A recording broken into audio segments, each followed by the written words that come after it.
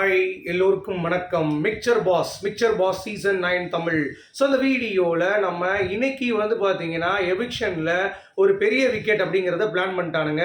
So title பார்த்தீங்கன்னா அரோரா, அப்படி இல்லைனா சாண்ட்ரா, அப்படி இல்லைனா சபரி அப்படின்ற ஃபோக்கஸ் பண்ணிட்டாங்க அப்படிங்கிறது பார்க்க முடியுது. ஸோ சாண்ட்ராவுடைய கார்டை எடுத்து வச்சுட்டு இப்போ இவங்க நினைக்கிற கார்டை டாப் 5ல் கொண்டு போயிட்டோம் அப்படின்னா, உள்ள 5 பேர் உள்ளே போயிட்டாங்கன்னா அப்போ யார் அவங்க நினைக்கிறாங்களோ அவங்க டைட்டில் ஆக்க முடியாது. ஸோ அப்படி பார்க்குறப்ப பார்வதி காமூர்த்தின் காரணத்தையும் தூக்குனவங்க அடுத்து ஒரு உள்ள மிக்சரை தூக்குறது பெரிய விஷயம் கிடையாது. ஸோ அந்த 2 டாப் மிக்சர் யார் அப்படின்னு சொல்லி பார்த்தீங்கன்னா சாண்ட்ரா, அரோரா, சபரி 3 பேருமே சேவ்டு. இந்த 3 பேரில் யாராவது ஒருத்தவங்க டைட்டில் எழுதி வச்சுக்கோங்க. பெரிய விக்கெட் அப்படின்னு சொல்கிறாங்க, ஆனால் பெரிய மிக்சர் அப்படின்னு சொல்லலாம். ஏன்னா மிக்சரில் பெரிய மிக்சர்னு ஒன்று இருக்கும்ல, நிறையா மிக்சர் அப்படின்னு சொல்லிட்டு அதில் பார்த்தீங்கன்னா திவ்யாவும் அப்புறம் நம்ம விக்ரமும் இருக்காங்க. ஸோ இந்த 2 பெரிய மிக்சரில் யார் சாப்பிடுவாங்க அப்படிங்கிறது தான். ஏன்னா யார் சாப்பிட்டு வெளியே அனுப்ப போகிறாங்க அப்படிங்கிறத மேக்கர்ஸ் முடிவு பண்ணிட்டு இருக்காங்க. ஏன் ப்ரொமோ டிலே அப்படின்னு சொல்லி கேட்டிங்கன்னா இந்த காரணம் தான், வேறு ஒரு வெங்காயம் கிடையாது. சரி, அப்போ யார் அப்படின்னு சொல்லி கேட்டிங்கன்னா சாண்ட்ரா தான் ஆக்சுவலாக மக்களுடைய ஒப்பீனியன் படி, ஓட்டின் படி வெளியே தள்ளணும். ஆனால் மக்கள் 98th டேல ஒரு அன்எக்ஸ்பெக்டட் எவிக்ஷன் எதிர்பார்ப்பாங்க.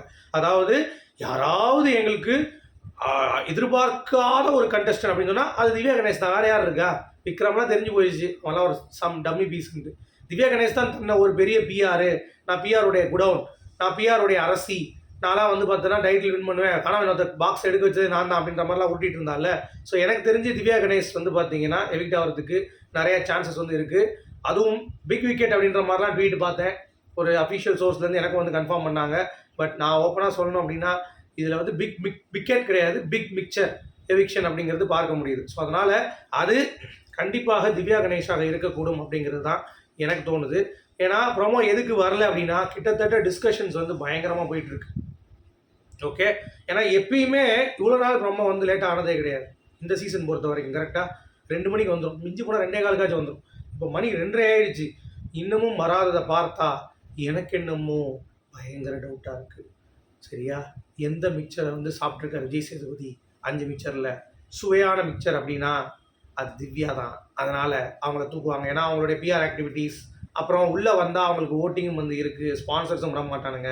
ஸ்பான்சர்ஸ்கிட்ட நெகோஷியேஷன் போயிட்டுருக்கோம். இங்கே பாருங்கள், செலவு பண்ணிட்டோம், எங்களுக்காக 20 லட்சம் போட்டா ஸ்பான்சர்ஸ்க்கு திவ்யா, அப்போ என்ன பண்ணுறீங்க? அதெல்லாம் தனியாக நாங்கள் கொடுக்குறோம், உங்களுக்கு செட்டில்மெண்ட் பண்ணிடுறோம், வந்தோடனே திவ்யாட்ட கொடுத்துருங்க. எங்களுக்கு அதுக்காகலாம் உங்களுக்கு சேர்க்க முடியாது, எங்களால் நீங்கள் ஸ்பான்சர் பண்ணுறது தான். எங்களுக்கு யாருன்னா மிக்சர், பெரிய மிக்சருங்கிற டைட்டில் அது மிக்சர் பாஸ். ஸோ அப்படிங்கிறப்ப நாங்கள் சபரிக்கு தான் கொடுப்போம், அப்படின்னா அவருக்கு தான் கொடுக்க போகிறோம், பிளான் பண்ணியிருக்கோம். அதை தயவு செஞ்சு ஒருத்தவங்களை தூக்கிடலாம் பெரிய மிக்சர் அப்படின்னு சொல்லிட்டு. நம்ம பெரிய மிக்சர் யார் இப்போதைக்கு அது டைட்டில் வாங்க போகிறது. இதில் பிக் மிக்சர் யார் அப்படி, பிக் விக்கெட் பிக் மிக்சர் யாருன்னு பார்த்தீங்கன்னா திவ்யாவும் அப்புறம் விக்ரம் தான். திவ்யா விக்ரம் கேட்கும்போது சரி, விக்ரம் அட்லீஸ்ட்டு அவன் டாப் 5ல இருந்துட்டு போட்டோம், அவன் ஏதோ கான்ட்ரிபியூட் பண்ணியிருக்கான். இவெல்லாம் கற்றுன்னு கத்தி நிறைய விஷயங்கள் தப்பாக பண்ணிகிட்டு இருந்தான். அப்படின்றதுனால திவ்யா கணேசை பார்த்தீங்கன்னா ஓட விட்டுருக்காங்க அப்படிங்கிறது தான் இப்போதைக்கு நமக்கு வந்த தகவல். ஓகே, ஸோ இதை எப்படி நீங்கள் பார்க்குறீங்க அப்படிங்கிறத சொல்லுங்கள். என்னங்க இதெல்லாம் பெரிய விஷயமாங்க, எவன் எவிக்டானா என்ன அப்படிங்கிற மாதிரி நீங்கள் மனநிலைக்கு வந்துட்டீங்க, அது எனக்கும் புரியுது. பட் இருந்தாலும் அரங்கத்தில் பயங்கரமான பரபரப்பு நிகழுது, டிஸ்கஷன்ஸ் பயங்கரமாக போகுது. ப்ரொமோ டிலேவுக்கான காரணமும் இதுதான். அது மட்டும் இல்லாமல் டாக்டரை கூட்டு வர்றதுக்கு லேட் ஆயிடுச்சு. சாண்ட்ரா வைத்தியம் பார்த்தார்ல, அந்த டாக்டர் பார்த்தீங்கன்னா ஏதோ ஒரு சர்ஜரிக்கு போயிட்டாராம், அதனால் அவர் கூப்பிட்றதுக்கு லேட் ஆகுது, அதனால தான் ப்ரொமோ வரல. ஏன்னா முதல் ப்ரொமோலேயே டாக்டர் இவரும் மாற்றி ஜூம் 2 பேருக்கும் என்ன ஆச்சு என்னங்க அப்படின்னு சொல்லிட்டு விஜய் சேதுபதி வரமாட்டார் முதல் ப்ரொமோவில், டாக்டர் தான் வராராம். அதனால தான் வெயிட் பண்ணிகிட்டு இருக்காங்க. டாக்டர் விஜய் சேதுபதி பதிலாக இந்த வீட்டில் போன வாரம் நடந்தது இப்படி சொல்லிட்டீங்களே, நான் டாக்டர் பேசுகிறேன், சாண்ட்ரா ட்ரீட் பண்ண டாக்டர், அவங்க பேனிக் அட்டாக் வந்தது உண்மை தான், அவங்களுக்கு ஃபிக்ஸும் வந்தது அப்படின்ற மாதிரி ஏதாவது ஒரு காரணம் சொல்லி மெடிக்கல் ரிப்போர்ட், லேப் ரிப்போர்ட்டு, இந்த மாதிரி சிடி எம்ஆர்ஐ, இந்த மாதிரி நிறைய விஷயங்கள் சப்மிட் பண்ண போகிறாங்க. அதனால தான் டிலே ஆகிட்டு இருக்குது.